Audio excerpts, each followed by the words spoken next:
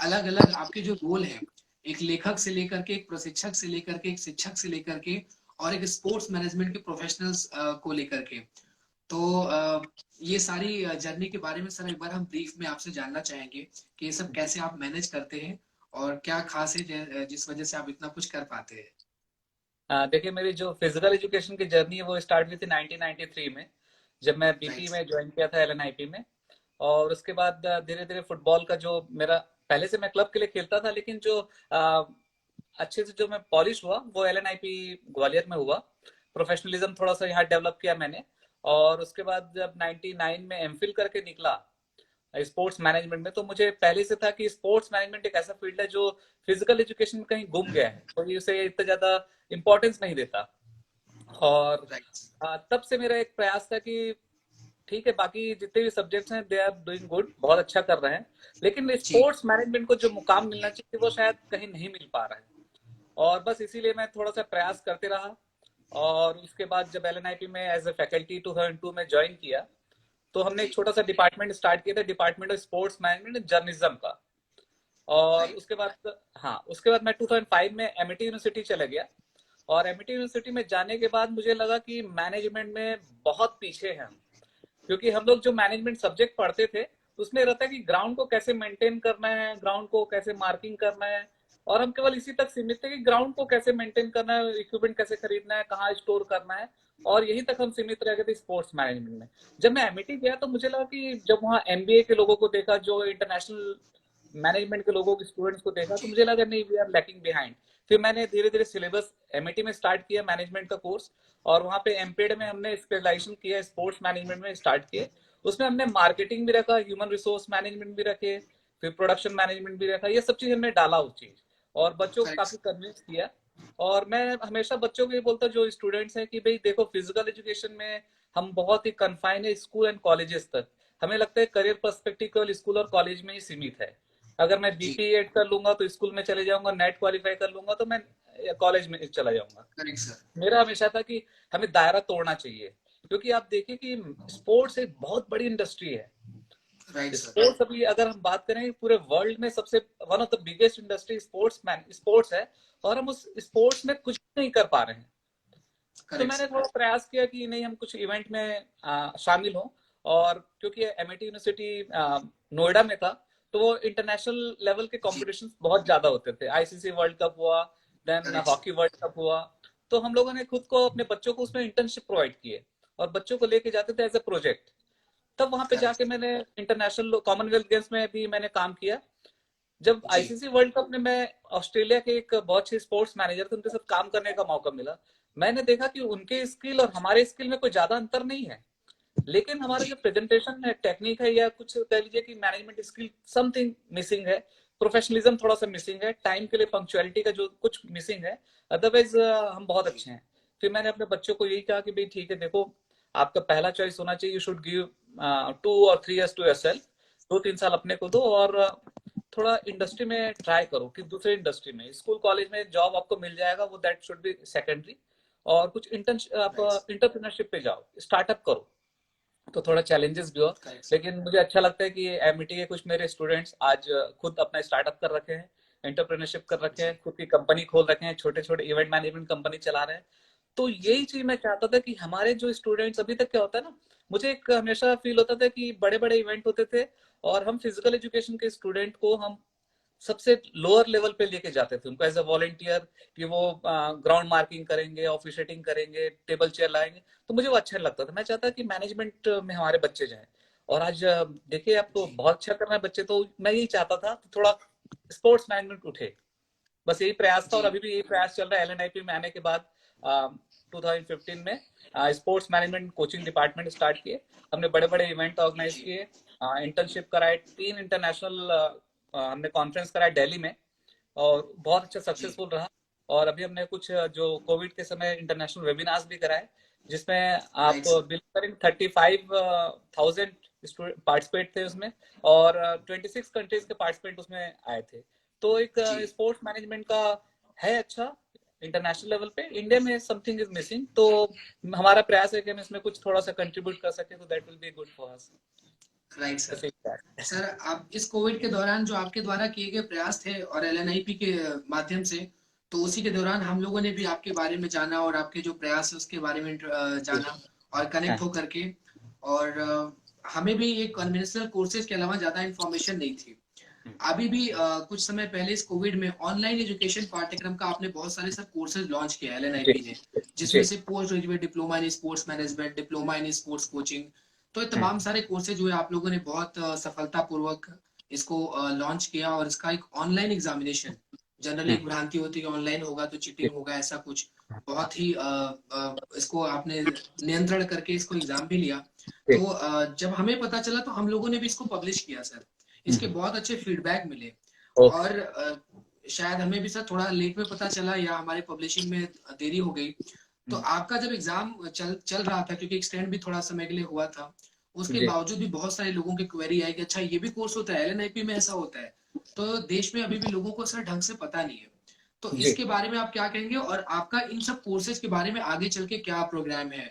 Because मैं जी। समझता हूँ कि अभी भी लोगों को इगरली रिजल्ट का इंतजार है कि रिजल्ट कब निकलेगा, कैसे हाँ पढ़ाई बिल्कुल। होगी। और जी इस पाठ्यक्रम के बारे में सर अगर आप विस्तार से बता सके कि एलएनआईपी ने क्या क्या इनिशिएटिव लिए, आपने क्या क्या लिए, और इसकी ठीक। क्या क्या योजना है कि आगे भविष्य में कैसे पढ़ाई होगी इस पे? देखिए, सबसे पहले तो अभी 3 साल पहले मैं एक बात बताऊं, एक प्रोग्राम ने स्टार्ट किया, BA in sports, sports and right sir. Performance नाम से निकाला। और वो हमारे मिनिस्ट्री ने हमें कहा था कि आप, लाइक मैं एग्जांपल दूंगा, सचिन तेंदुलकर को उन्होंने एग्जांपल दिया था, उस समय हमारे सेक्रेटरी साहब थे इंजेटी श्रीनिवास जी।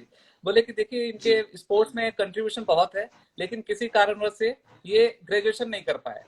तो उन्होंने हमें एलएनआईपी को एक रिस्पॉन्सिबिलिटी दी कि आप ऐसे प्लेयर्स के लिए, जो इंटरनेशनल प्लेयर्स हैं, इनके लिए आप जी ड्यूरिंग देयर स्पोर्ट्स ये कुछ कोर्स कर जाए। तो हमने उनके लिए बीए प्रोग्राम एक बनाया और आज सक्सेसफुली जी। चल रहा है। और इस बार हमने उसको कन्वर्ट कर दिया ऑनलाइन, ताकि जो sports person right. International level पे बिजी हैं, हमारे लिए वो मेडल्स लाते हैं, वो अपना वो कोर्स करते रहे, अपना अपना स्पोर्ट्स अचीवमेंट करें, और साथ ही साथ हमारा ऑनलाइन कोर्स कर लें, ताकि वो जब प्रमोशन वमोशन की बात आती है ना, तब उनको प्रॉब्लम होता है, ग्रेजुएट नहीं होते वो। तो हम चाहते हैं कि वो जी कोर्स उनको डिग्री हम प्रॉपर वे में जो यूज देते ऑनलाइन तरीके से हम प्रोवाइड करें। तो हमने बीए प्रोग्राम एक स्टार्ट किया है। इसके अलावा हमने देखा कि 12th के बाद बच्चों ने बच्चे के लिए किया कि स्पोर्ट्स में स्पोर्ट्स इवेंट मैनेजमेंट हमने डिप्लोमा के नाम से स्टार्ट किया है, 1 साल का कोर्स है। और इसमें हम उनको जी इंटर्नशिप प्रोवाइड करेंगे, और हम उनको मॉड्यूल्स प्रोवाइड करेंगे, उनके कुछ जो अच्छे एक्सपर्ट्स हैं उनके साथ इंटरेक्शन कराएंगे, उनको इंटर्नशिप होगा, जी प्रोजेक्ट देंगे, लाइव प्रोजेक्ट देंगे, जिससे बच्चा एक अच्छा इवेंट मैनेजर बन जाए स्पोर्ट्स में। लाइक अभी देखिए, आप जी पूरे पिछले 10 साल में देखिए, स्टार्टिंग विथ हॉकी, हॉकी के बाद आपका रेसलिंग आ गया, फुटबॉल आ गया, क्रिकेट आ गया, बहुत सारे लीग हैं। लेकिन अभी भी कहीं गैप है, वहां पे मैनेजर्स तो हैं, तो एमबीए किए हुए हैं, बीबीए किए हुए हैं, लेकिन मुझे लगता है कि जी जो स्पोर्ट्स मैनेजमेंट का जो बच्चा स्पोर्ट्स खेला होगा, जानता होगा, he will understand the need and demand of player, उसको अच्छे से पता होगा, राइट वो शायद एक मैनेजमेंट स्किल को डेवलप कर लेता है, तो ही कैन प्रूव बेटर। तो हमने उसके लिए एक जो diploma in sports event management बनाया, after 12th he can do, जी दैट इज फॉर 1 ईयर। उसके बाद हमने बनाया PG diploma in sports management. इसमें भी ये होता है कि राइट बच्चा सर। ऑनलाइन, क्योंकि अभी क्या हो रहा है कि कई बार करियर में अभी भी थोड़ा सा इग्नोरेंस है, और लोगों को पता नहीं है इसके बारे में कि स्पोर्ट्स मैनेजमेंट के बाद हम जी करेंगे क्या। तो उनके लिए हमने स्टार्टेड विथ ऑनलाइन कोर्स, ताकि वो कुछ भी कोर्स करते हैं, क्योंकि यूजीसी ने भी कहा है कि आप ग्रेजुएट करते करते आप कोई भी एक ऑनलाइन कोर्स कर सकते हैं। तो हमने कहा कि चलो इसको राइट आप सर। सेकेंडरी के तरीके से स्टार्ट करिए, एंड आफ्टर दैट कि हम उसको इस तरह से मैनेजमेंट स्किल डेवलप कर देंगे, उसमें मार्केटिंग है, प्रोडक्शन है, सेल्स है, प्रमोशंस है, देन ह्यूमन रिसोर्स मैनेजमेंट, हम सब चीज को एक स्पोर्ट्स से रिलेटेड जी उनको हमने प्रोवाइड करने की कोशिश की है, जिससे अगर बच्चा ग्रेजुएट होने के बाद किसी ऑर्गेनाइजेशन में जाता है, तो वो उसको अच्छे से एक मैनेजर पे पोस्ट मिल सकता है, डेफिनेटली। और बड़े बड़े इवेंट में ही कैन वर्क। और अभी आप देखिएगा, जैसे आईपीएल के हम क्लब के एग्जांपल लें, तो take the example of Delhi Capitals. एक मैं एग्जांपल दूंगा, तो दिल्ली राइट कैपिटल्स केवल इवेंट के समय काम नहीं करता, थ्रू आउट ईयर वो काम करते हैं। राइट। तो हमारा जो करेक्ट स्टूडेंट सर। है, जब वो दिल्ली कैपिटल्स को ज्वाइन करता, तो he will be available for 12 months, उसको 12 मंथ की जॉब मिलेगी। अभी करेक्ट जैसे सर। बहुत सारे लोगों से मैं बात करता हूँ, तो वो बोलते हैं कि सर, वो तो आईपीएल तक रखेंगे, उसका तो निकाल देंगे। नहीं, ऐसा कुछ नहीं है, थ्रू आउट ईयर उनको रखा राइट सर। जाएगा, और वो उसके लिए परफॉर्म करेंगे। ऐसे हमने स्टार्ट किया है PG diploma in sports journalism. अभी भी देखिए कि राइट क्या है कि आप, I will give example of समीप राजगुरु। समीप सर। राजगुरु एलएनआईटी के पास आउट है, और जी। फुटबॉल के बहुत अच्छे गोलकीपर थे, हमारे सीनियर थे। कई बार मैं जी। देखता हूँ उनका जो प्रेजेंटेशन होता है ड्यूरिंग वर्ल्ड कप फुटबॉल या क्रिकेट का, हम्म। तो उनका जो प्रेजेंटेशन होता है वो जो वोकेबलरी यूज करते हैं वो स्पोर्ट्स से रिलेटेड होता है, और बहुत कुछ स्पोर्ट्स के जानते हैं क्योंकि खेले हुए हैं। मुझे लगता है कि करेक्ट सर। अगर हमारे जो स्टूडेंट है जो फिजिकल एजुकेशन के हैं, जो स्पोर्ट्स खेले हुए हैं, अगर हम इनको स्पोर्ट्स जर्नलिज्म की ओर भेजें, ये भी बहुत बड़ा एक फील्ड है, तो शायद एक अच्छा टेक्निकली राइट सर। साउंड रहे, और शायद अच्छी वोकेबलरी के साथ, अच्छी लैंग्वेज के साथ स्पोर्ट्स को समझते हैं, तो शायद एक अच्छा जर्नलिस्ट भी साबित जी। होंगे। तो बस ये प्रयास, तो ये नहीं। 3 कोर्स हमारे डिपार्टमेंट से चल रहा है। इसके अलावा हमारे जो यूनिवर्सिटी में MSc in sports biomechanics, MSc in exercise physiology, MA in sports psychology, right. Master in sports management, ये सारे कोर्सेज इसलिए स्टार्ट किए हैं क्योंकि पूरा वर्ल्ड स्पेशलाइजेशन की ओर जा रहा है। आज के डेट में आप देखिएगा जी। दूसरे कंट्री में तो वो किनेशियोलॉजी बायोमैकेनिक्स, तो किनेशियोलॉजी बायोमैकेनिक्स ही पढ़ेगा, बाकी कुछ नहीं पढ़ेगा। अगर वो साइकोलॉजी पढ़ रहा तो राइट केवल सर। स्पोर्ट्स साइकोलॉजी पढ़ेगा। तो इन सब बातों को करेक्ट सर। ध्यान रख के एलएनआईपी बीइंग अ प्रीमियर इंस्टीट्यूट, हमने थोड़ा लेट हो गया लेकिन हमने ये प्रयास किया है कि अब हम ये कोर्सेज स्टार्ट करें, ताकि हम स्पेशलाइजेशन की ओर जाएं और हमारा जो स्टूडेंट होगा वो स्पेशलाइज्ड निकले, और शायद वो ज्यादा अच्छा जी। कंट्रीब्यूट करेगा। अभी तक हम क्या करते थे, एक ही स्टूडेंट को ना हम बायोमैकेनिक्स पढ़ा देते थे, हेल्थ एजुकेशन पढ़ा देते थे, फिजियोलॉजी पढ़ा देते थे, सब पढ़ा देते थे, तो वो बेचारा जी कहीं सर। कुछ नहीं कर पाता था। तो हम चाहते हैं कि अब बच्चा बिल्कुल। अपने इंटरेस्ट के हिसाब से आए, अपने कॉम्पिटेंसी के बेस पे आए, और उसको अच्छा जॉब मिले on the basis of his competency. तो इसीलिए हमने स्पेशलाइजेशन राइट वाले सर। कोर्सेज स्टार्ट किए हैं। इसके अलावा योगा के हमारे बहुत सारे कोर्सेज हैं। हमारे यहाँ पीजी डिप्लोमा इन योगा है, एमए इन योगा है, और इसमें जो बच्चे जी। आते हैं उनको बहुत सी प्लेसमेंट भी होती है। हमारे सारे कोर्सेज आप समझ लीजिए कि हमारा 100% प्लेसमेंट तो है, और नेक्स्ट टारगेट है कि हमारा 200% हम टारगेट बना के चले, ताकि हमारे एक स्टूडेंट को 2 ऑप्शन हो जॉब का। Right that sir. Is our next target. जी। That is really commendable, sir. I mean, like, thinking to that level for sports, that's really, very appreciable. Because thank अभी हम इस पेंडेमिक में sir बात करें, तो लोग हर इंडस्ट्री की बात करते थे, speak about hotel industry, tourism industry की बहुत खराब हो गया, ऐसा हो गया, वैसा हो गया। But sports is also an industry. Coaches की लाइफ यू। कैसी चल रही है, इतने सारे, I mean like, the government is doing really good for fit India, Khelo India movement. But जो खेलो इंडिया फिट इंडिया में जो कोच है वो क्या कर रहा है, कोचेस की लाइफ कैसी है, उस पर बात नहीं होती। And in this scenario you are taking a initiative कि आप जहां पर अपने स्किल को डेवलप कर सकते हैं ऑनलाइन एजुकेशन के थ्रू, और यू आर बिल्कुल। Speaking about 200% placement, that is really nice, it is really appreciated sir. So great to listen all this things. So thank you. because we were also very much passionate when we were passing 12th। तो हमें हम्म। बोला जाता था कि BPEd करोगे, MPEd करोगे, school में teacher बनोगे, और बिल्कुल इसके बिल्कुल। अलावा और क्या कर सकते हो। और जैसा आपने सर स्पोर्ट्स बायोमैकेनिक्स, ये सारे कोर्सेज जरूर आगे अच्छे लोग कहते हैं कि आप ये कर सकते हैं, वो कर सकते हैं। बट एग्जाम्पल के तहत अभी उत्तर प्रदेश की मैं अगर आपसे सर बात करूं, तो जो डिस्ट्रिक्ट स्पोर्ट्स ऑफिसर की वैकेंसी होती है, रीजनल स्पोर्ट्स ऑफिसर की वैकेंसी होती है, तो उसमें योग्यता के नाम पे मांगा जाता है कि आपको बीपीएड होना चाहिए, एमपीएड होना चाहिए। हमारे सरकार के शासन में भी अगर कोई एमबीए इन स्पोर्ट्स मैनेजमेंट करके गया है, आपके यहाँ से पीजीडीएम इन स्पोर्ट्स मैनेजमेंट करके गया है, तो उसकी डिग्री को भी वैलिड किया जाना चाहिए। मुझे लगता है बिल्कुल। सर थोड़ा प्रयास आपको इस क्षेत्र में हाँ। भी करना चाहिए सरकारी नहीं नहीं। संस्थानों में। नहीं बिल्कुल, और इसके लिए हमने गवर्नमेंट ऑफ इंडिया को लिखा भी है, और धीरे धीरे हम, हमारा अगला प्रयास ये है कि हम स्पोर्ट्स मैनेजमेंट का एक एसोसिएशन बनाने का प्रयास है।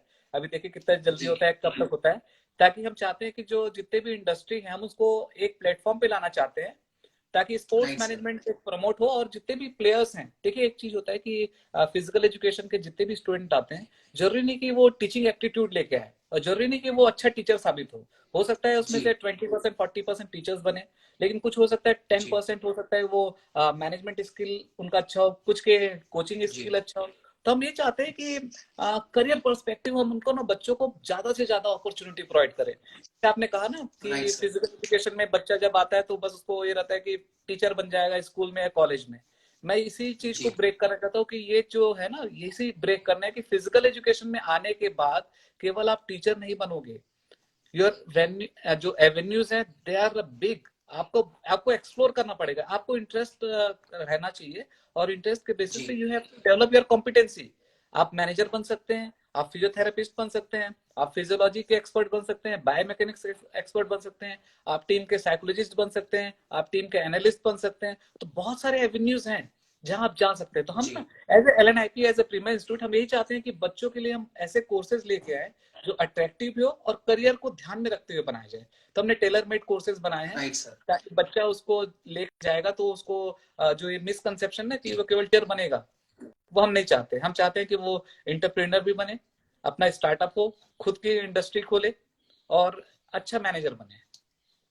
जी फिटनेस मैनेजमेंट हमने बहुत अच्छा कोर्स चला रखा है PGDFM, जी और हमारे जो स्टूडेंट्स हैं वो बहुत अच्छा लगता है जब वो मेल करते हैं कि सर मैं इस इंडस्ट्री में काम कर रहा हूँ और I am earning a lot, और मैं पर्सनल ट्रेनर बन गया हूँ, किसी कोई फिल्म स्टार का पर्सनल ट्रेनर बन गया है, कोई जिम चला रहा है, तो अच्छा लगता है। तो ये सब ना हमें थोड़ा सा अपने एक्सप्लोर करना पड़ेगा, एरिया को एक्सप्लोर करना पड़ेगा कि we should not right confine sir. To school and college, हमें बाहर निकलना है। Correct sir. ये मेरे को पता नहीं, मेरे राइट सर। दिमाग में पहले से था कि पहला ऑप्शन दूसरा होना चाहिए, और उसके बाद कहीं नहीं मिलता तो स्कूल कॉलेज तो है।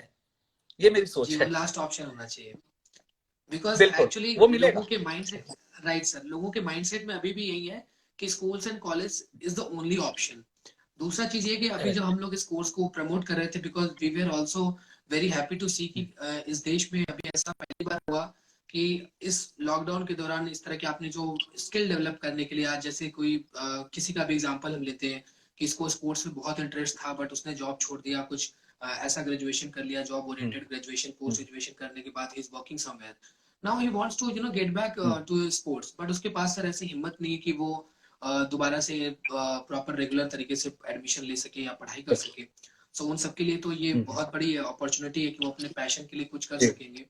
और मुझे लगता है कि जैसे आपने सर बताया कि आईपीएल में लोग बोलते हैं कि सर वो तो सिर्फ 2 महीने की जॉब है, तो अभी भी हाँ। पेरेंट्स और गार्जियन में, चूंकि हम लोगों ने भी जब लोगों में इन सब कोर्सेज के बारे में बताया तो यही अपडेट मिला कि इसको करने के बाद हम कहाँ काम कर सकते हैं, आईपीएल में, वॉलीबॉल लीग में, कबड्डी लीग में, लेकिन वो तो सिर्फ साल में 2 महीने होता है, कितने पैसे मिल जाते हैं, क्या होता है। बिल्कुल बिल्कुल सो जॉब बिल्कुल। Orientation is one of the most important thing, and I am so proud कि एलएनआईपी ने इतना अच्छा इनिशिएटिव लिया, क्योंकि ये हमारे देश के लिए बहुत बहुत इंपॉर्टेंस रखता है। और हाँ अभी जैसे सर आईपीएल चल रहा है, आईपीएल के ऊपर आपने एक किताब भी लिखी, काफी अच्छी। तो जी। आईपीएल में सर क्या आपको लगता है कि आने वाले 4-5 सालों में अगर इस तरह की कुछ स्थिति होती है, जैसे कि पिछली बार भी हुआ था, कुछ समस्याएं आती हैं, तो हम विदेशों का रुख करते हैं, हम दुबई जाते हैं, हम साउथ अफ्रीका में आईपीएल का मैच कंडक्ट करते हैं, क्योंकि इंडिया में चुनाव है या इंडिया में पेंडेमिक है, तो हमारे पास एक प्रॉपर कॉम्पिटेंट स्पोर्ट्स एनवायरनमेंट नहीं है, या फिर हमारे पास स्पोर्ट्स मैनेजर्स नहीं जो इन सब चीजों को हैंडल कर सके। तो आपको सर इस नहीं, पर्सपेक्टिव में क्या रीजन इस लगता है बार कि आने वाले जो 2 साल। जी सर। नहीं देखिए, जो साउथ अफ्रीका में भी जो हुआ था और जो अभी दुबई में हो रहा है, इसके ना रीजन अलग हैं। जी फॉर एग्जाम्पल अभी तो पेंडेमिक है, जी और इंडिया, देखिए स्पोर्ट्स मैनेजर की कमी नहीं है, स्पोर्ट्स मैनेजर तो है अभी तक। देखिए हाँ, स्पेसिफिक स्पोर्ट्स मैनेजर की कमी है, क्योंकि अभी जो MBA BBA वाले दे आर कवरिंग, लेकिन वो अच्छा काम कर रहे हैं, उनकी कमी नहीं थी, मैन पावर की कमी नहीं थी। कमी इस बात थी कि जी गवर्नमेंट शायद एक सिक्योर एनवायरनमेंट प्रोवाइड नहीं कर रहा था, और सेम वे आईपीएल भी करना था, क्योंकि बहुत, अगर आईपीएल अगर पोस्टपोन हो जाता है या एक साल कैंसिल हो जाता तो बहुत लॉस होते हैं। सेम वे कहते हैं जो साउथ अफ्रीका में भी हुआ, और ड्यूरिंग आपका उस समय इलेक्शन चल रहा था और गवर्नमेंट रिस्क लेना राइट नहीं सर। चाहता था, तो इसलिए कराना पड़ा। Correct sir. अदरवाइज मैनेज यहाँ पे मैनेजर मैनेजर बहुत अच्छे हैं। सबसे अच्छा एग्जाम्पल वो स्कैम हुआ, लेकिन पॉजिटिविटी आप देखिए कि इतने बड़े इवेंट को वॉलंटियर्स ने, मैनेजर्स ने अपने दम पे करा लिए। तो एक बहुत बड़ा, कभी भी आप जी देखिए हमें इवेंट हम अच्छा ऑर्गेनाइज करते हैं, कॉमनवेल्थ गेम्स हो, वर्ल्ड कप हॉकी हो, वर्ल्ड कप क्रिकेट हो, सीरीज हो, लीग हो, वी आर गुड ऑर्गेनाइजर। हम बॉन्ड एक थोड़ा सा हमारे में है, वो राइट होस्ट सर। करने की हमें आदत है ना, वो हम मान के चलते हैं, तो वो है। जी हाँ यस, करेक्ट मैनेजमेंट सर। इस थोड़ा सा मिसिंग है, वो हमें थोड़ा सा डेवलप करना पड़ेगा। मैं मानता हूँ, एक्सेप्ट करता हूँ कि मैं अभी हमें मैनेजमेंट नहीं आता, और इसीलिए हमें कई बार वी हैव टू डिपेंड जी ऑन फॉरेन मैनेजर्स। लेकिन अगर हम ये कोर्सेज राइट सर। स्टार्ट हम खुद करें, क्योंकि यूनिवर्सिटी की रिस्पॉन्सिबिलिटी कि हम ये कोर्सेज को स्टार्ट करें। मैं एक एग्जांपल आपको छोटा सा देना चाहता हूँ। कॉमनवेल्थ गेम्स में, because I was part of trainer, तो हमने 16,000 वॉलंटियर्स प्रिपेयर किए थे, और उस इवेंट के बाद वो कहाँ गए हमें उसका कोई डेटा नहीं पता। सेम वे 2012 जी में जब लंदन ओलंपिक्स हुआ, तो उन्होंने बहुत अच्छे से करा, उनको पता था कि भाई 6 साल पहले पता चल जाता है आपको ओलंपिक करना है। उन्होंने क्या किया कि जी एक प्रोग्राम चला स्पोर्ट्स मैनेजमेंट का, और उन्होंने एक एक साल के जी डिग्री उस समय स्टार्ट किया, और उससे उन्होंने दे प्रिपेयर यूनिवर्सिटी ने वे लंदन की प्रिपरेशन देखी, उन्होंने वॉलंटियर्स प्रिपेयर नहीं सर किए, मैनेजर्स प्रिपेयर किए। हाँ माफ करिएगा, मैं आपको बीच में रोक रहा हूँ। थोड़ा सा हाँ नेटवर्क की वजह से ना आपकी आवाज वहां से कट गई जब आपने बोला है कि लंदन ने लंदन जी ओलंपिक मैं में हाँ उन्होंने मैं एक साल बताता हूँ का कोर्स स्टार्ट किया। तो अगर आप रिपीट कर सकें। जी। मैं रिपीट करता हूँ। लंदन ओलंपिक्स में जैसे मैंने बताया कि हम लोगों ने वॉलंटियर किए और उसके बाद वो कहाँ गए राइट पता सर, नहीं, हमारे पास कोई डेटा नहीं था, वो डेटा मिसिंग हो स्टार्ट गया। किया ऑन पेमेंट। आ रही आवाज? ठीक।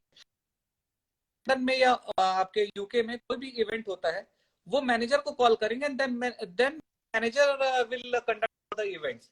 तो मतलब उन्होंने प्रोफेशनल्स तैयार किए, हमने वॉलंटियर्स तैयार किए। ये एक चेंज होना चाहिए। हमें वॉलंटियर्स की जरूरत नहीं है, हमें अब जरूरत है मैनेजर्स की। जी ताकि अब देखिए, अभी आपका बर्मिंघम में आपका कॉमनवेल्थ गेम्स, वही मैनेजर आके कंडक्ट कराएंगे। मैन पावर उनके पास ऑलरेडी ट्रेंड होंगे, एक्सपीरियंस्ड होंगे। और हम किसको बुला के चल रहे थे? Right volunteers. हमने वॉलंटियर्स पकड़ लिए, 50 साल के भी, 60 साल के भी, उनका एक्सपीरियंस था नहीं था कुछ नहीं। और उसके बाद आज जी अगर मुझे कुछ इवेंट करना है, again I have to prepare 16,000, again I have to prepare. ये क्यों? हम क्यों नहीं परमानेंट मैनेजर्स पे जाते हैं? उसके लिए sports management right courses sir, बहुत important। और हमें स्पोर्ट्स मैनेजमेंट कोर्सेज को स्टार्ट करके बिल्कुल we sir. Should prepare a pool of sports manager, ताकि हमारी डिपेंडेंस फॉरेन की तरफ होगी वो कम से कम हो जाए। जी जी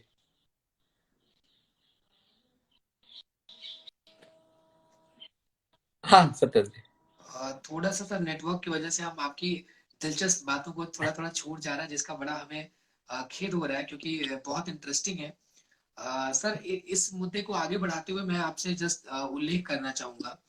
हम्म, अभी हाल ही में हम लोगों ने सफलतापूर्वक खेलो इंडिया गेम्स कराए, और बहुत सारे खेलो इंडिया यूनिवर्सिटी गेम्स हुआ, खेलो इंडिया यूथ गेम्स हुआ। तो जब हमारे खिलाड़ियों ने उसमें पार्टिसिपेट किया, तो हमारे पूर्व इंटरनेशनल प्लेयर्स ने, या जो अ, अभी कम उम्र में ऑलरेडी इंटरनेशनल खेल चुके हैं, तब उन्होंने ये बात कही कि ऐसे होना चाहिए event, proper opening ceremony, closing ceremony. India में तो हम जब खेलते थे तो कुछ होता नहीं था, जाते थे खेल लेते थे। और जब फॉरेन में जाते थे खेलने के लिए, तो ये ओपनिंग सेरेमनी इतना बड़ा कुछ, और ये जो इतना बड़ा एक हमारा फॉरेन सॉइल में जाने का जो डर होता था, वो और ज्यादा बढ़ जाता था। तो इस तरह से भव्य तरीके से ऑर्गेनाइज कराने से हमारे अंदर का जो एक झिझक है वो ज्यादा निकल रहा है। तो हम लोगों को एहसास करेक्ट। हुआ कि अच्छी स्पोर्ट्स मैनेजमेंट की कितनी आवश्यकता है, कितना ये इफेक्ट डालता है किसी के पहले इंटरनेशनल इवेंट बिल्कुल को लेकर के, या कितना जरूरी है बिल्कुल। किसी का झिझक किल करना। और इसी संदर्भ में मैं आगे एक बात बढ़ाना भी चाहूंगा सर, कि हमने अभी दो नेशनल गेम्स कराए, केरला में कराए नेशनल गेम्स, इसके पहले झारखंड में कराए। हम सब जानते हैं झारखंड में हर साल अखबार में आता था कि अगले साल होगा, अगले साल होगा, अगले साल होगा। फिर केरला में भी सर उसके जस्ट नेक्स्ट साल होना था, इतनी बार पोस्टपोन हुआ। और अभी गोवा में भी सर 2-3 बार पोस्टपोन हो गया, और अभी तो मान लीजिए पेंडेमिक आ गया तो 2020 में। तो बिल्कुल। आपका क्या इस पे एक स्पोर्ट्स प्रोफेशनल होने के नाते और एक स्पोर्ट्स मैनेजमेंट में इतनी बड़ी भूमिका निभाने के नाते, जहाँ पे हम खेलो इंडिया के इतने अच्छे अच्छे गेम्स करा रहे हैं, तो ये जो नेशनल गेम्स हमारे होते हैं, हमारे देश का सबसे बड़ा खेलों का आयोजन, उसमें क्यों इतना पोस्टपोन होता है, और इसको हम कैसे ठीक कर सकते हैं? देखिए, सबसे पहले तो हमें ना स्पोर्ट्स कैलेंडर बनाना चाहिए। और एक साल का नहीं, राइट हमें 4 साल का स्पोर्ट्स कैलेंडर बना के चलें। और we have to follow strictly. हम क्या कर रहे हैं, देखिए अभी यूएफए का देख लीजिए या प्रीमियर लीग देख लीजिए, उनके मैचेस स्टार्ट हो गए हैं और उन्होंने टारगेट बना रखा है कि राइट हमें इस समय तक कंप्लीट करना है। हमारे यहाँ वो कमी है। और इसमें मैं कहूंगा कि कुछ लोकल इश्यूज भी होते हैं, कुछ पॉलिटिकल इश्यूज भी होते हैं। वो हमें थोड़ा राइट सर। दरकिनार करना पड़ेगा। अगर हमें स्पोर्ट्स जी को, क्योंकि देखिए कई बार होता है कि मान लीजिए मैं अंडर 21 के लिए सेलेक्ट हुआ और राइट मुझे सर। परफॉर्म करना, पता चला कि उस साल इवेंट नहीं हुआ, नेक्स्ट ईयर तक मैं ओवर एज हो गया, तो आई लॉस्ट अपॉर्चुनिटी। राइट वो चीज हमें करेक्ट समझना सर। है कि प्लेयर्स प्लेयर्स का फॉर्म एक बहुत इंपॉर्टेंट चीज है, वो परमानेंट होता नहीं है। बच्चा जब जब स्पोर्ट्स पर्सन अपने फॉर्म में उस साल इवेंट नहीं हुआ, कितना नुकसान हुआ। उसने पीरियडाइजेशन किया था, शेड्यूल बना के चला था। तो हमें स्ट्रिक्टली, एक सबसे इंपॉर्टेंट चीज है कि हमें ना शेड्यूल, जो हम सबसे पहले तो हम शेड्यूल बनाएं और शेड्यूल को स्ट्रिक्टली जी फॉलो करें। कुछ भी हो जाए, देखिए पेंडेमिक आ गया, दैट इज अदर इशू, वो एक्सेप्शनल है। अदरवाइज कोई भी राइट चीज हो, अगर हम इलेक्शन 5 साल में करा सकते हैं, बाकी चीज हर साल हो सकता है, तो स्पोर्ट्स कैलेंडर को हम क्यों स्ट्रिक्टली फॉलो नहीं करते हैं। इसमें थोड़ी सी राइट सर। जो फेडरेशन है उनकी भी गलती है, क्योंकि देखिए फेडरेशन में भी आप कई प्रोफेशनल्स नहीं हैं। Take the example of cricket, तो हमेशा सब लोग कहते हैं कि क्रिकेट ने पूरे गेम को खराब कर दिया, खत्म कर दिया हमारे। क्रिकेट ने खत्म नहीं किया, क्रिकेट ने अपने आप को डेवलप किया, and we should learn from cricket कि how right sir. Structured they have organised each and every event. उनका शेड्यूल बना है राइट तो सर। बना है, और स्ट्रिक्टली फॉलो करते हैं। तो हम ना क्रिकेट को क्रिटिसाइज करने के बजाय क्रिकेट से हम सीखें, बीसीसीआई से सीखें, और हम अपना शेड्यूल बिल्कुल बना के सर। चलें, and strictly we should adhere by the schedule. तो देखिएगा कोई भी इवेंट ना पीछे नहीं रहेगा, और आपका इवेंट होता है। मैं अभी छत्तीसगढ़ गया था, छत्तीसगढ़ बिकॉज आफ्टर जो आपका गोवा है उसका छत्तीसगढ़ का नंबर है, तो वो कई जी। साल से उसको प्रिपेयर कर रहे हैं कि हमारा नंबर कब अच्छा। आएगा। तो दैट इज वेरी जी जी। बैड। हाँ, ये गलत है, और हमें शेड्यूल बनाना चाहिए। कैलेंडर नहीं बनता है, और इसी कारण से हम रह जाते हैं। अगर स्कूल के कैलेंडर जी। बन सकते हैं, यूनिवर्सिटी के कैलेंडर बन सकता है, तो हमारे स्पोर्ट्स के भी कैलेंडर बन सकते हैं, और हमें बनाना राइट चाहिए। सर। बस वही चीज है कि हमें थोड़े जी। से प्रोफेशनल्स को हमें इन्वॉल्व करना पड़ेगा। Correct sir. क्योंकि सर जैसे आपने एग्जांपल दिया कि अंडर 21 कोई पार्टिसिपेट कर रहा है, 2 साल 3 साल नहीं हुआ, जैसे गोवा वाला इवेंट अभी 3 साल, जी 2014 जी के बाद हमने नेशनल गेम्स नहीं करा पाए, 6 साल हो गए। और इसके पहले जब हुआ था 2010 में हुआ था, मैं समझता हूँ रांची में, रांची नेशनल गेम्स झारखंड में जो हुए थे। तो सर 4 4 साल में तो ओलंपिक हो जाते हैं सर। तो करेक्ट। हमारे देश में इन सब चीजों की आपने जैसा बताया कि प्रॉपर कैलेंडर फॉलो करना चाहिए। एंड बहुत अच्छी बात आपने कही, क्रिकेट से हमें सीखना चाहिए। आईपीएल का कैलेंडर मिस हो गया था, उन्होंने कराया अबू धाबी में। तो they took this also as an opportunity. India में प्रॉब्लम थी तो उन्होंने साउथ अफ्रीका में जाके कराया, इलेक्शन की वजह से, जिस भी वजह से। तो हमें भी अन्य खेलों को या फेडरेशन को सीखना चाहिए। लेकिन फेडरेशन तो सर आपसी झगड़े में भी बहुत हमारे देश में ये भी विडंबना है कि हर फेडरेशन का कुछ ना कुछ विवाद होता है। तो what is your take on the federations issues और इनके जो डिस्प्यूट्स होते हैं? तो इसके लिए भी क्या आपका कोई प्लान है कि फेडरेशन में झगड़े ना हो, खिलाड़ियों का इस वजह से नुकसान ना हो?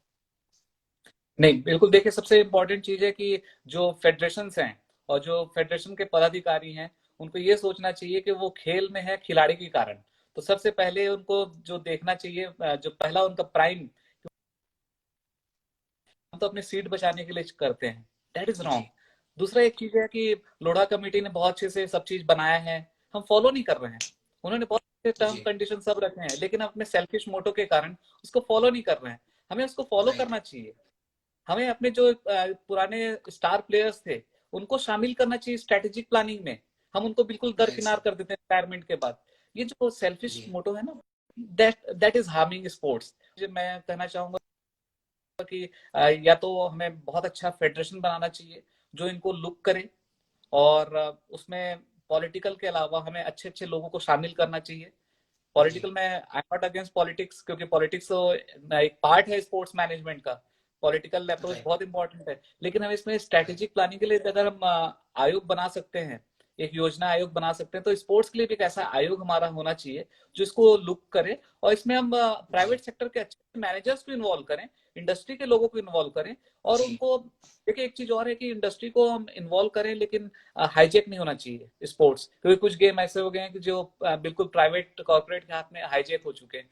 जो हमें ध्यान रखना है कि हाईजेक ना हो। और जी। हमारे जो भी इसमें पदाधिकारी बनते हैं, फेडरेशन में आते हैं, उनको उनके कुछ टर्म कंडीशन होना चाहिए कि वो अगर राइट किस सर। बेसिस पे बन सकते हैं, क्या है उनके, करेक्ट सर। और उनका पोर्टफोलियो क्या है, what should be their responsibility and roles, लिखा जाता है लेकिन उसको फॉलो नहीं करते। यही हमारे हार्म कर रहा है। हमें सबको मिलके, जी हमें स्पोर्ट्स के बारे में सोचना है। मुझे एक फेडरेशन के बारे में नहीं सोचना है, लेकिन इस सारे फेडरेशन के ऊपर में केवल मिनिस्ट्री का रोल नहीं, कोई एक आयोग होना चाहिए। उस आयोग में अच्छे लोग बैठे, जी। कॉम्पिटेंट लोग बैठे, और वो पूरे हर गेम को, हर फेडरेशन को लुकआउट करे, ऑडिट करे, प्रॉपरली उनके कार्य को देखे, और उनको बताए कि भाई आपका शेड्यूल है, whether you are following your schedule और नॉट, आप कैलेंडर फॉलो कर रहे हैं कि नहीं कर रहे हैं, आपके इवेंट हो रहा है राइट कि सर। नहीं हो रहा है। ये एक आयोग, मुझे लगता है कि एक आयोग होना चाहिए जो इन सबको देखेगा। एक कमीशन जी। होनी चाहिए। जी। Right sir. हमें भी सर लगता है कि आपकी जो बात है बिल्कुल 100% फिट बैठती है, जो सिनेरियो जो माहौल चल रहा है स्पोर्ट्स में खास तौर से। क्योंकि जैसे एफएसएसएआई है जो फूड कंट्रोल को देखती है, क्वालिटी चेक करती है, उसी तरह हाँ, स्पोर्ट्स के लिए बिल्कुल भी होना चाहिए। बिल्कुल। और आपके फुटबॉल खेल से 2014 की जस्ट एक घटना मैं मतलब ऐसे उल्लेख करना चाहूंगा कि बहुत सारे जो स्पोर्ट्स के राइटर्स हैं उन्होंने बहुत क्रिटिसाइज भी किया था कि उत्तर प्रदेश स्टेट में एक अंडर 17 महिलाओं का फुटबॉल कैंप चल रहा था स्टेट टीम का, जिनको नेशनल में पार्टिसिपेट करना था, but due to some reasons on the last day state team ने पूरा का पूरा टीम चेंज कर दिया, एक नई टीम बना दी। फिर बहुत सारे कंप्लेन हुए, बहुत सारी चीजें हुई, तो हमारे नेशनल फुटबॉल फेडरेशन ने, ऑल इंडिया फुटबॉल फेडरेशन ने उत्तर प्रदेश स्टेट एसोसिएशन को 5 साल के लिए बैन कर दिया। तो उस पर एक हास्यास्पद कमेंट था कि ये खिलाड़ियों का कितना बड़ा नुकसान कर दिया आपने। अब तो खिलाड़ी को कंप्लेन भी करना होगा तो सर नहीं कर पाएगा कि अब 5 साल के लिए खेलने को नहीं मिलेगा। तो बिल्कुल ऐसा ही कुछ होना चाहिए, क्योंकि हमारे देश में मुझे लगता है कि जैसा आपने कहा ना कि ये बहुत मिसिंग चीजें हैं और स्पोर्ट्स मैनेजमेंट की बहुत सारी आवश्यकता भी है। इसके अलावा सर अमीन, हमने स्पोर्ट्स फेडरेशन की बात कर ली, हमने नेशनल गेम्स की बात कर लिया। आजकल सर प्राइवेट लीग्स भी बहुत है। अगर हम बात करें मैराथन की, देश में इतने वृहद स्तर पे मैराथन होते हैं जहाँ पे लोग पे करके पार्टिसिपेट करते हैं। Nowadays we are just making a survey जिसमें डिजिटल मैराथन्स की अगर हम बात करें तो देश भर में एक महीने में 50 से अधिक वर्चुअल मैराथन्स कंडक्ट किए जा रहे हैं। तो what is your take on this कि हम क्या वर्चुअल, अभी भी पेंडेमिक कितना चलेगा, कब तक हम ओके कर पाएंगे, वैक्सीन कब तक आएगा, क्या हम लोग एक वर्चुअल मैनेजमेंट कुछ कर सकते हैं या कुछ अलग मैनेजमेंट प्लान बना सकते हैं स्पोर्ट्स को प्रमोट करने के लिए, प्रॉपरली ट्रेनिंग के लिए? देखिए, जो virtual marathon through out globe globe चल रहा है, हम इसको ले सकते हैं कि ठीक है, दैट इज ऑल्सो गुड। कम से कम कुछ हो तो रहा है, तो पॉजिटिव हमें लेना चाहिए कि कम से कम कुछ हो तो रहा है। और एक्चुअली पेंडेमिक में एक चीज और आ गया कि लोगों को अवेयरनेस आ गई कि भाई if you want to be fit तभी आप फाइट कर सकते हो, तो you have to be fit. तो वो थोड़ा सा लोगों में अवेयरनेस है और मैराथन में दौड़ रहे हैं। वो हमें देखिए, अभी वर्चुअल क्लासेस की बात है, वर्चुअल जो मैनेजमेंट की बात है, जब तक कि हम वैक्सीन नहीं आता तो शायद हमें वर्चुअल करना पड़ेगा। और हमें वर्चुअल मैराथन होता है या वर्चुअल इवेंट्स हो रहे हैं, तो I am not against that. कम से कम हमारे स्पोर्ट्स को उन्होंने जिंदा तो रखा है, कम से कम लोगों में अवेयरनेस तो आ रहा है, तो दैट इज गुड वे। और अभी देखिए, कुछ जगह इवेंट भी स्टार्ट हो गए हैं by following proper all the guidelines, तो वो ठीक भी है। क्योंकि देखिए, अभी निकट भविष्य में तो कुछ दिखाई दे नहीं रहा है कि कब तक सिचुएशन सही होगा, क्योंकि हर दिन कुछ नया नया मैसेज आता है, हर दिन कोई नया सुनने में आता है कि भाई दिसंबर में शायद एक नया वेव आने वाला है, फिर से बढ़ेगा पेंडेमिक। और तो लोगों को कुछ ना कुछ तो करना पड़ेगा। तो इवेंट जैसा भी चल रहा है, जो चल रहा है, we have to promote that और हमें उसको साथ देना चाहिए। हाँ, एक चीज है कि दे कैन नॉट रिप्लेस जो हमारा जो इवेंट होता है, एक्चुअल इवेंट, उसको रिप्लेस तो नहीं कर सकता। हाँ, ये थोड़ा सा एडिशनल है कि हाँ, इसको थोड़ा सा ऐड कर रहा है, थोड़ा सा जिंदा रखा हुआ है और लोगों में थोड़ा सा एक माहौल बना है। तो केवल वो हेल्प कर सकता है, रिप्लेस फॉर टाइम बीइंग है जी। हाँ, राइट सर। सर 2022 में हमारे पास एशियन गेम्स भी होने वाले हैं, 2022 में कॉमनवेल्थ गेम्स भी होंगे 2022 में सर। तो और अभी पेंडेमिक चल रहा है, 2021 आने की दहलीज पे हमें। तो अगर ये पेंडेमिक का जैसा अभी अभी अभी आपने कहा कि कुछ क्लियर तो है नहीं, कोई एग्जैक्ट फ्यूचर का आइडिया नहीं है, तो हमारे क्या मैनेजमेंट प्लान होने चाहिए जिससे हमारी ट्रेनिंग प्रभावित ना हो, जो हमारे टैलेंट है उनको हम ऊपर ला सके। इसके लिए क्योंकि हम इसको बहुत सारे कोचेज को भी भेजते हैं, आपकी जो भी बातचीत है, तो उनके पास भी कुछ रास्ता नहीं, क्योंकि आजकल क्लासेस वो फ्रिक्वेंटली कंडक्ट नहीं कर पा रहे। तो सारे खिलाड़ियों का ओवरवेट भी हो गया है। जैसे हम कम्बट स्पोर्ट्स की बात करें, बॉक्सिंग में अभी हमारे साथ जुड़े थे छोटे लाल यादव जी, तो उन्होंने बताया मैरी कॉम जी का भी वेट काफी वेरिएशन हुआ, डेंगू से प्रभावित है। तो बहुत सारी समस्याएं हैं, और जहाँ पे कोच हर जगह जाकर के ट्रेनिंग नहीं दे सकता सभी को, तो उनको उनकी क्या मेथोडोलॉजी होनी चाहिए, हम इस पे क्या मैनेजमेंट स्किल्स अपना सकते हैं जिससे हमारा स्पोर्ट्स पूरी तरह से प्रभावित ना हो और 2022 के एशियन गेम्स में और कॉमनवेल्थ गेम्स में हम अच्छा परफॉर्मेंस दे सके। देखिए, सबसे इम्पोर्टेंट चीज है कि जो प्लेयर्स हैं उनके जो जी अभी शेड्यूल चल रहा है, शेड्यूलिंग इज वेरी इंपॉर्टेंट। और देखिए, सबसे राइट इंपॉर्टेंट चीज उनके पास फैसिलिटी कितना अवेलेबल है, इक्विपमेंट्स कितने अवेलेबल हैं, इनको ध्यान में रखते हुए देखिए, हमें अगर मेडल लाना है तो थोड़ा सा देखिए, हम स्पोर्ट्स पर्सन बोलते हैं, डेडिकेशन होना बहुत इंपॉर्टेंट है। और उसके लिए मैं एक्सक्यूज नहीं दूंगा। देखिए, हमारे हाथ में कुछ भी नहीं है, सब हेल्पलेस है। लेकिन अगर जो भी अपॉर्चुनिटी, जैसा भी सिचुएशन बन रहा है, हमें उसको ध्यान में रखते हुए we have to make plan. और कोचेस के साथ देखिए, आप शेड्यूल लीजिए। अगर कोच आपके पास नहीं आ रहा है, आप शेड्यूल लीजिए और आपको देखिए, चीटिंग नहीं करनी है, आपको वो स्ट्रिक्टली उसको फॉलो करना है। देखिए जी जो कुछ आज हमारे पास अवेलेबल है, हम जैसे स्पोर्ट्स मैनेजमेंट या मैनेजमेंट बात करते हैं कि whatever resources you have to make plan. तो आज के डेट में ये राइट हो सर। रखा है कि हमारे पास जो भी रिसोर्सेज अवेलेबल हैं, विदाउट गिविंग एक्सक्यूज, मुझे उसी में तैयारी करनी है। कि देखिए केवल पेंडेमिक इंडिया में ही नहीं है, पूरे वर्ल्ड में है। और आप देखिए कि जी सभी खिलाड़ी जो फॉरेन में भी है वो भी प्रैक्टिस कर रहे हैं। और मैं यहाँ पे एग्जांपल दूंगा नोवाक का, और आपका एग्जांपल देना चाहता हूँ आपके रोनाल्डो का। ये पहले से भी ज्यादा जी फिट हो गए, लेकिन वो एक्सेप्शनल है क्योंकि उनके पास फैसिलिटी अवेलेबल है। तो सबसे इंपॉर्टेंट राइट चीज है कि गवर्नमेंट और प्लेयर दोनों को मिलकर काम करना है।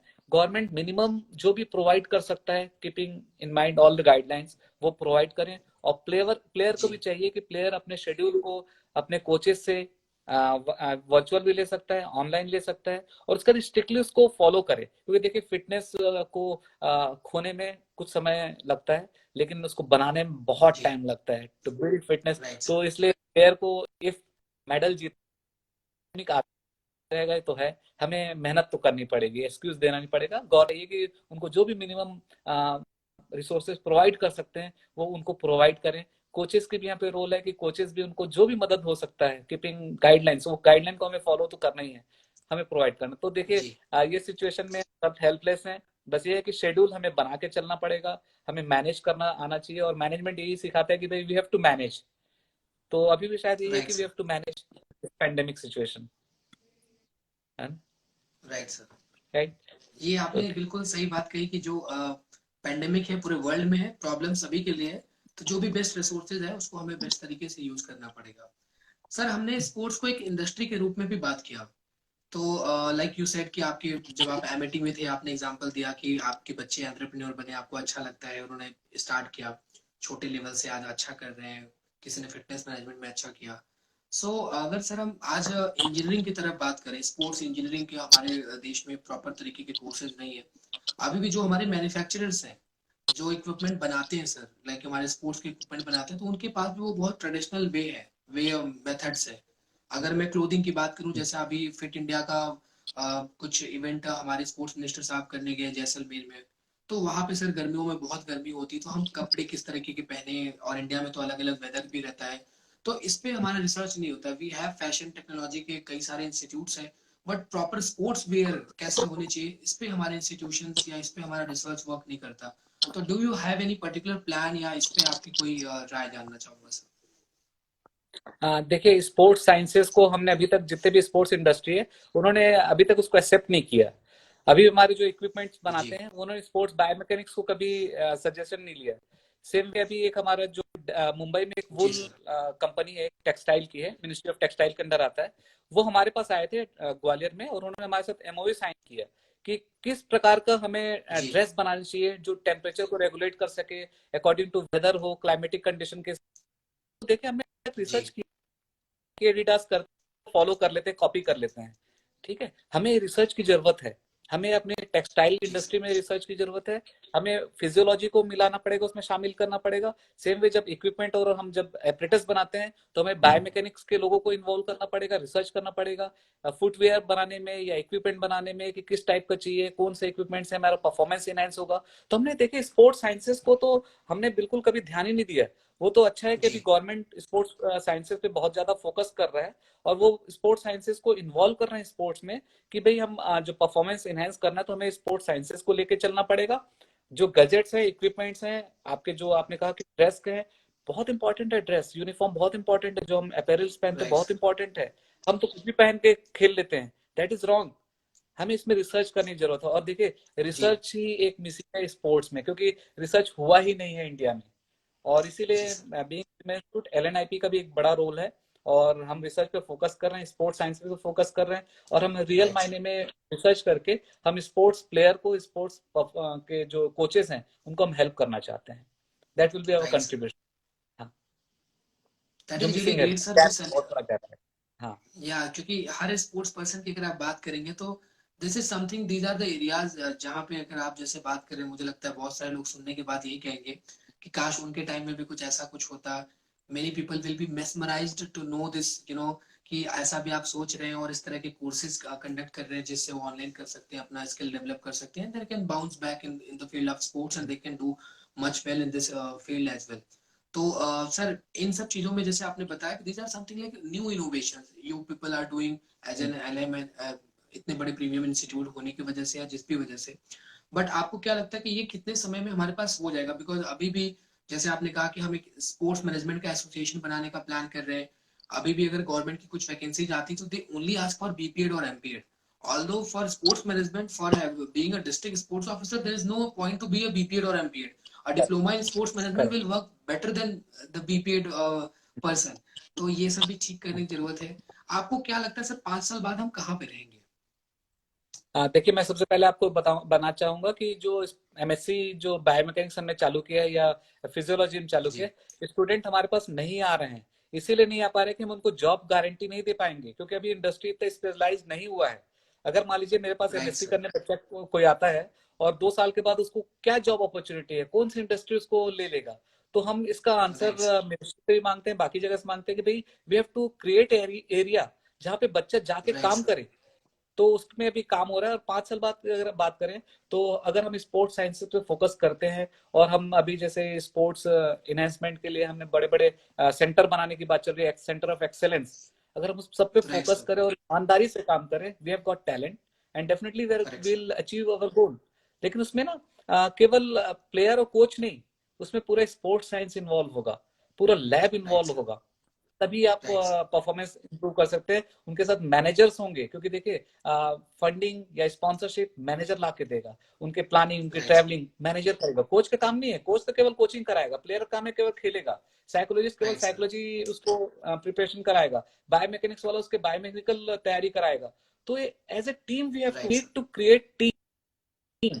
हर प्लेयर के लिए, हर टीम के लिए हमें एक टीम क्रिएट करना है जहां पे स्पोर्ट्स साइंसेस के एक्सपर्ट हों, कोचेस और प्लेयर के अलावा स्पोर्ट्स मैनेजर हों जो उनकी प्लानिंग राइट करें। सर, और जब ऐसे टीम काम करेंगे then only we can achieve our target. Definitely sir. And I believe sir this will definitely help us to have a better future, because I yes, think 2 years back IIM Rohtak launched a course, a postgraduate yes, diploma in sports हाँ, management. So बिल्कुल it बिल्कुल, was really a nice initiative, हाँ। but still I mean अभी like people are struggling with the placement part, and this हाँ, is a question mark. And मैं somebody एक who, ji sir, please मैं please, यही पे add करना चाहता हूँ सत्यवान जी। अभी हमने हमारी जो एलएनआईपी है, उन्होंने स्पॉटिफाई एक कंपनी, उनके साथ हमने एमओयू साइन किया है। और उस एमओयू में right है sir, कि they will develop innovation incubation centre at LNIP. हम दोनों मिलकर इंक्यूबेशन सेंटर स्टार्ट करेंगे, जहां पे हम आईआईएम के लोगों को, आईआईटी के लोगों को, जो अच्छे एक्सपर्ट्स हैं उनको लाएंगे, स्पॉन्सर्स को लेके आएंगे, फंडिंग एजेंसी को लेके आएंगे। और हमारे जो स्टूडेंट्स हैं फिजिकल एजुकेशन के, स्पोर्ट्स मैनेजमेंट के जितने भी हैं, they will present there project. वो अपनी बात को right रखेंगे sir, और अपने जो प्रोजेक्ट को करते हैं, और वो अगर वो प्रोजेक्ट फंडिंग होता है तो शायद हमें अच्छा रहेगा। क्योंकि देखिए सबसे इंपॉर्टेंट चीज जो स्टूडेंट्स के में है, फिजिकल एजुकेशन में जनरली एक लोअर मिडिल क्लास और मिडिल क्लास आता है, और उसको जॉब right sir, बहुत जरूरी है। अब जब तक मैं उसको जॉब गारंटी ना दूं, और जॉब गारंटी में एटलीस्ट उसको मैं करियर पर्सपेक्टिव ना दिखाऊं, तो वो कुछ नहीं कर right sir, पाएगा। और अभी भी होता है कि सर आप सही बोल रहे हैं, लेकिन सर मेरे को जॉब की जरूरत है, तो मुझे सर जॉब करना है। correct sir, और मैं उसको correct sir, right,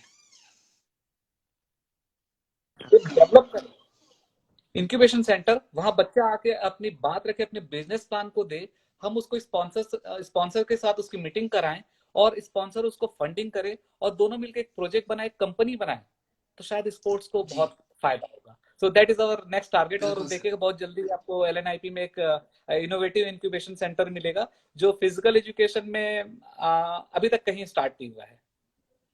जी बिल्कुल सर। ये एक स्वप्निल चीज है सभी स्पोर्ट्स के प्रोफेशनल्स और पैशनेट लोगों के लिए, बिकॉज आई थिंक बिल्कुल, स्पोटिफाई के साथ मिल करके एक जब ये पेंडेमिक चल रहा था, लाइक लॉकडाउन चल रहा था, आई हाँ, थिंक मई में स्पोर्ट्स लीडरशिप का 2 दिन हम्म, का कोर्स हुआ था, जिसमें वी आल्सो प्रमोटेड जी, that particular event, hmm, and we were hmm, मैंने खुद भी उसमें पार्टिसिपेट किया था, दैट वाज रियली नाइस। तो स्पोर्ट्स ओके, लीडरशिप में क्या क्या अपॉर्चुनिटीज हो सकती है, this is something like introduction only.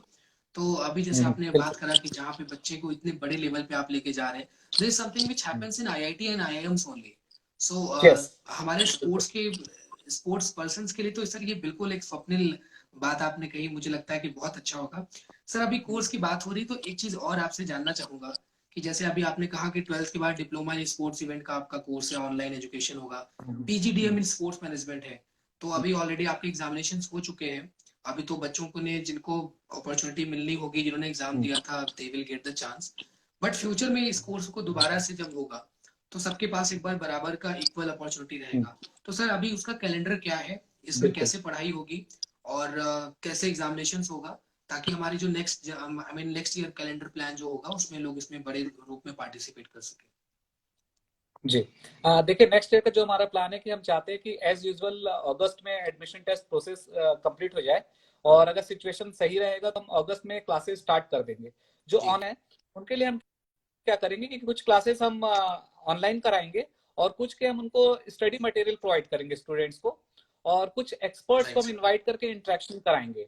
और साथ ही साथ हम बच्चों को, जो भी हमारे जो स्टूडेंट्स होंगे, उनको हम इंटर्नशिप प्रोवाइड करेंगे।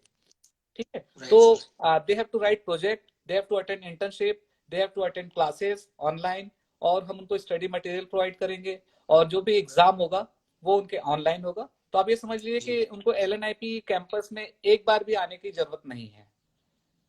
वो ओके। जहां पे भी हैं, वो वहीं पे रह के हमारे कोर्स को बहुत अच्छे से कर सकते हैं। Right sir.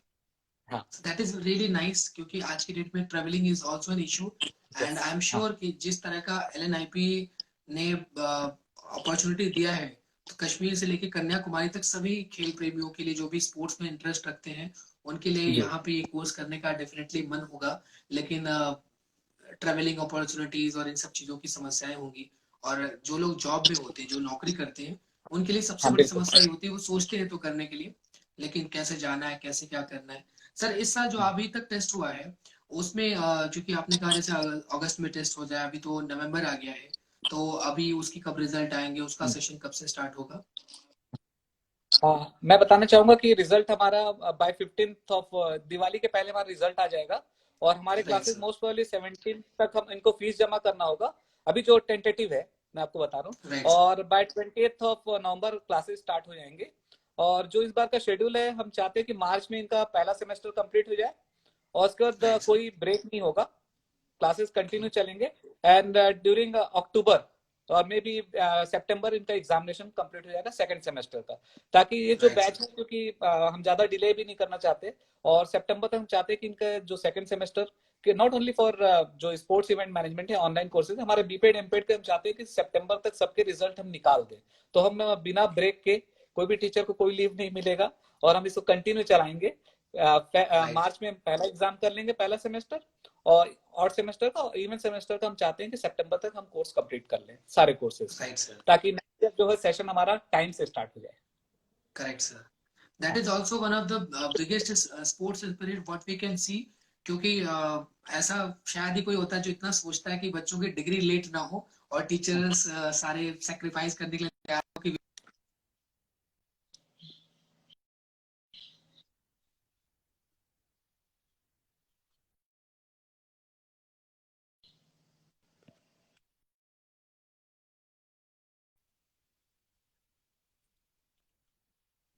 कह रहा था कि ये पूरी स्पोर्ट्स फैटर्निटी ने आपको और आपकी टीम को सलाम करना चाहेगा, क्योंकि कोई आसान सोच नहीं है कि अपनी छुट्टियों को सेक्रीफाइस करके किसी का डिग्री ना लेट करके, आपने जैसे जो इस साल इनरोल होंगे 2021 में, उनकी डिग्री उनके हाथ में होगी। तो ये बहुत बड़ी चीज है। और एलएनआईपी और आपको बहुत बहुत शुभकामनाएं सर। और मुझे लगता है कि थैंक जिस यू, तरीके थैंक से यू। आप लोग कार्य कर मैं रहे हैं, और हाँ, आप सत्यपाल जी, जिस मैं एक ऐड करना चाहूंगा। आज ग्वालियर में इलेक्शन है, फिर भी हमारा ऑफिस खुला हुआ है, और हम इसी में लगे हुए हैं कि हमारे जो एंट्रेंस टेस्ट जो बचा हुआ, वो हम जल्दी जल्दी कंप्लीट करें और रिजल्ट जल्दी निकाले। तो आज वाइस चांसलर और सारे रजिस्ट्रार सब बैठे हुए हैं, और मैं भी इसके बाद तुरंत वही जाऊंगा। हम चाहते हैं कि जल्दी जल्दी सब हमारा नॉर्मली चले, और सब जल्दी हो करेक्ट। जाए, ताकि स्टूडेंट को कोई नुकसान ना हो। That is our main motto. Right. हाँ जी। Definitely sir, hats off to you and your entire team, entire LNIP. क्योंकि थैंक यू, इतना थैंक आसान नहीं होता जैसे अभी आपने आज का बताया। और हमें भी बहुत गर्व हुआ, बहुत खुशी हो रही कि आपने इस व्यस्त समय से भी समय निकाल करके विद इन वन डे आपने हमें टाइम कंफर्म करा, और आपने टाइमली किया, और इंस्टाग्राम का पहला एक्सपीरियंस आपने इंटरव्यू के साथ, यू। स्ट्रगलिंग फेज के साथ भी स्टार्ट किया। आई एम श्योर सर, हम लोगों ने बहुत सारी बातें करी, बहुत सारी चीजों को आपने बताया स्पोर्ट्स मैनेजमेंट को लेकर के, बहुत सारे लोग बहुत कुछ सीखेंगे। सर एक आखिरी चीज आपसे जानना चाहेंगे कि जो भी हमारे स्पोर्ट्स के प्रोफेशनल्स या पैशनेट लोग आपको देख रहे हैं या बाद में सुनेंगे, उनके लिए आप क्या मैसेज देना चाहेंगे सर? देखिए मैं कहना चाहता हूँ कि फिजिकल एजुकेशन एक बहुत अच्छा फील्ड है, नोबल है।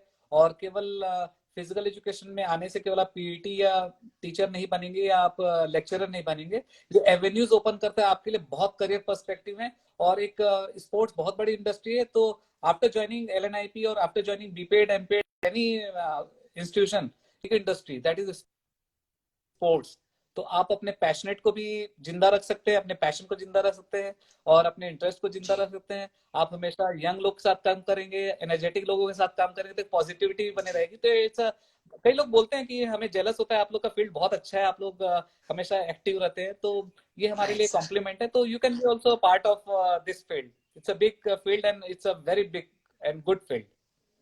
Definitely sir. हमें भी आपकी एनर्जी देख करके, आपका जो बातचीत है सर, मन नहीं कर रहा है कि हम इस कार्यक्रम को रोकें। आपसे वार्तालाप यूं ही चलता रहे, क्योंकि हमारे लिए भी बहुत मोटिवेशन की चीज आ रही है कि आपने इस पेंडेमिक में किस तरीके से काम किया।